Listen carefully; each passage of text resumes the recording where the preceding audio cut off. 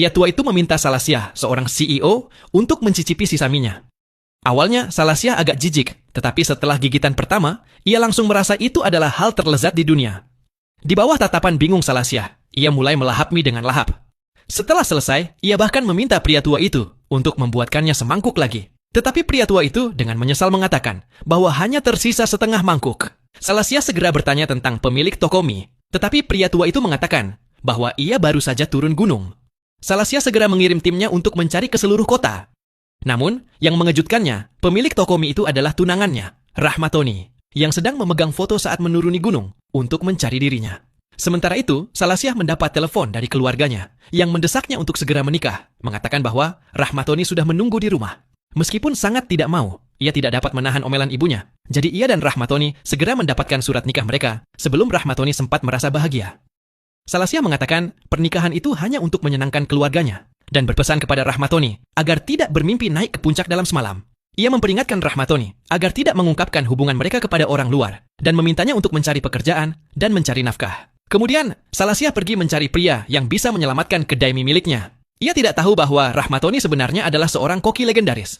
Namun saat itu, Rahmatoni sedang tidak beruntung, berjuang untuk bertahan hidup dan menghasilkan uang. Ia mulai bekerja sebagai pelayan di sebuah restoran. Kebetulan, restoran itu milik Salasyah, dan hari ini adalah hari bersih-bersih besar. Salasyah sedang mendemonstrasikan standar kebersihan.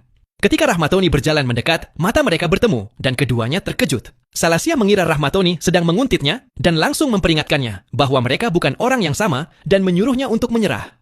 Rahmatoni melihat sekeliling dan diam-diam menyuruhnya untuk mengecilkan suaranya. Ia mengatakan tempat ini mungkin dijalankan oleh bos yang licik. Jika orang-orang melihat mereka mengobrol, gaji mereka mungkin akan dipotong. Ia berpesan kepada Salasyah untuk melakukan pekerjaannya dengan benar, tanpa tahu bahwa restoran itu sebenarnya milik Salasyah. Kepala koki melihat Rahmatoni masih baru, dan mencoba membuat segalanya sulit untuknya. Ia bilang, Rahmatoni harus lulus ujian untuk bekerja di dapur. Lalu memberikan Rahmatoni sepotong tahu, dan berkata ia harus mengukirnya menjadi bunga agar lulus. Tapi Rahmatoni bilang tahu terlalu mudah, jadi ia malah mengambil lobak. Dalam beberapa menit, ia mengukirnya menjadi bunga, lalu menuangkan air panas ke atasnya, dan berkata sudah matang. Detik berikutnya, lobak berbentuk bunga itu menarik ratusan kupu-kupu. Kepala koki langsung merasa malu, tetapi tetap keras kepala menyuruh Rahmatoni membersihkan. Saat itu, seorang pelayan bergegas masuk, mengatakan seorang pelanggan mengeluh tentang makanannya, dan bahkan mengancam akan menghancurkan tempat itu.